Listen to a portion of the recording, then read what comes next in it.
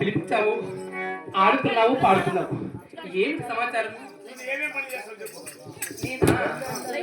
నేను టాప్ నర్సులు బాబు. నేను నర్సుగా పనిచేస్తాను. నీ హాస్పిటల్ ఎక్కడుందో? నా హాస్పిటల్ రాయచూటికి పక్క గునుగుండుకు రాయచూటికి మధ్యలో బ్రిడ్జ్ ఉంది చూడు. పెద్ద బ్రిడ్జి. ఆ బ్రిడ్జ్ కింద ఉన్నది హాస్పిటల్. బ్రిడ్జి కింద వచ్చే లారీ డ్రైవర్లంతా ఆడే మొత్తం అన్ని బయట పోయి పని. నువ్వు హైదరాబాద్ కూడా పోనవసరం లే, నువ్వు వాళ్ళంతా ట్రీట్మెంట్ చేసుకుంటాను చాలు.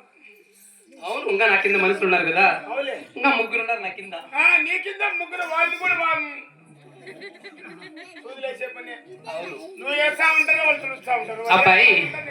అబ్బాయి హాస్పిటల్ నేను రోజు ఏ టైం తెలుస్తాను తెలుసా? సాయంత్రము 6 గంటలకు ఓపెన్ చేస్తాను అనుకో, తెల్లారి మళ్ళా 5 గంటలకు మూసేస్తాను. నైటే మొత్తం అంతా అంతే. పేషెంట్ వచ్చిన పేషెంట్ వచ్చింట్లో వచ్చిందో పోయినట్లో ఉంటారా? నీ ఏమి నీ ఫీజు ఎంత?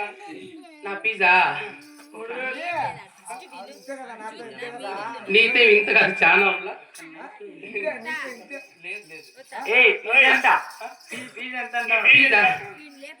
ముట్టుకుంటే 30,000, అంటుకుంటే 6,000. నువ్వు అంటుకుంటే అంత 6,000 పోతే కాలు చేసేదానికి రా. నేను చెప్పను, నువ్వు నాకు చెప్పాలి. దాని తర్వాత ఏమొద్దు, నేను చెప్పు. నేను చెప్పేస్తే నాకుండేది ఒక జతే. నువ్వు ఏం మరి ఎంత నీ పేరు చెప్పావు అనుకో, నీకు సరిపోయినంత ఉంటుంది. నాకు అదేం వద్దు నాయనా. సరేలే, ఏముండదా? పోనీలే. చెప్పు. గంటకి ఎంత? అర్ధ గంటకి ఎంత? 5 నిమిషాలకి ఎంత? 10 నిమిషాలకి ఎంత? ఏంద్రా? రోజుకి ఎంత? నైట్కి ఎంత? ఎంత? ఫుల్ నైట్ ఎంత? ఎంత? పిల్లలకి ఎంత? వయసులకి ఎంత? ముసలికి ఎంత? కాదు మా కాను పాట చేస్తారా? ఇలా బట్ట మాటలు కాకపోతే పరత కొట్టమంటావా? మా యొక్క చెప్తాను, నువ్వు వాంచేస్తా. ఇంటికి పోయి 15 రోజులు అయింది. నువ్వా? రేపు మొన్నాడు కూడా వచ్చే సోమవారం వరకు పోయే పనిలే.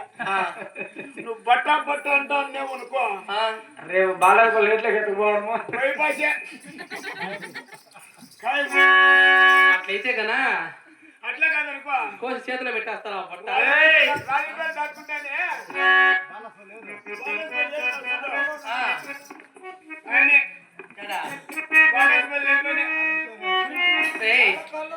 అయినా నాకు ఇంకా గిరాకులు వస్తూ ఉంటాయి.